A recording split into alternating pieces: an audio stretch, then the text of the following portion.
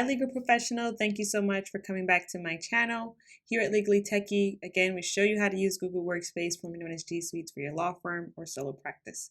So today I'm going to show you how to properly share within Google Drive so nothing leaves your environment, and also some best practices that you can go ahead and implement today for your law firm. So once you have your email open, we're going to talk about Gmail and also within Google Drive. You also have the option to insert the file using Drive. So this gives you a live mirror of what your Google Drive is, and you can go ahead and put in that document in your Drive within your email. Now you don't want to put it as an attachment because then the document is no longer live, but it becomes a flat or stagnant document. But once you're able to share the Drive link, they're able to access it, and that way they see the live and most updated option of the Google Drive. Also, this is great too whenever you need to relinquish or revoke control or access to a document. You can do just that. Whereas if it's an attachment, that person can just forward it, save it to their computer, and you kind of lose that control. So you can go ahead and insert the file there, and as you can see, they see that the document's there, and that's actually a link. Now, another way you can do it is actually typing in the link. I think I've shown this in the last video of how to insert a clean URL. What you want to do is go ahead and just say the name of that file.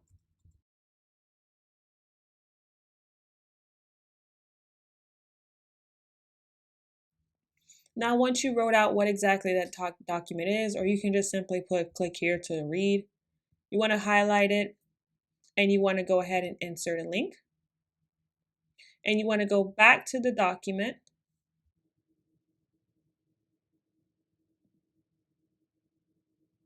Click on the share button in the upper right, and you can go ahead and copy that link. We're going to talk about this in a bit, but one thing at a time. So you're going to enter that into the URL, and then you press OK. And again, this allows the person to have the live document link so that they're always accessing it over the internet, and they see all the update and changes depending on the rights and the privilege you give them. Now within Gmail or Google Docs as well, once you have a document you want to share, I'm just going to show you the two options really quickly. You can click on File and click Share, and it's going to give you the same pop-up menu as this button as well. And to click up Share in the upper right. Now, before you go ahead and start sharing links and so forth, you do, depending on how you have yours configured and it's not published publicly, the document, you want to make sure that you always add the client or the team member before you go ahead and share it. And once you do that, you want to also make sure you uncheck notify them so that they don't get notified that you shared it, but they're all still able to just see it in the email that you sent them regarding that document. Okay, I'm going to see if I can just remove myself and then add myself so that you can see what I'm talking about.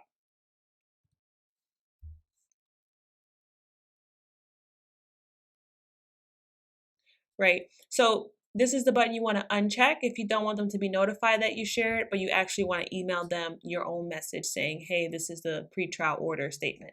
So you just uncheck that and you just go ahead and share.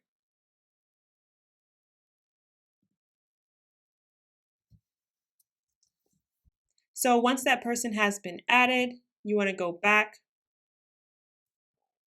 And then it tells you here, anyone in this group with this link can view it. So this is the group that they're talking about.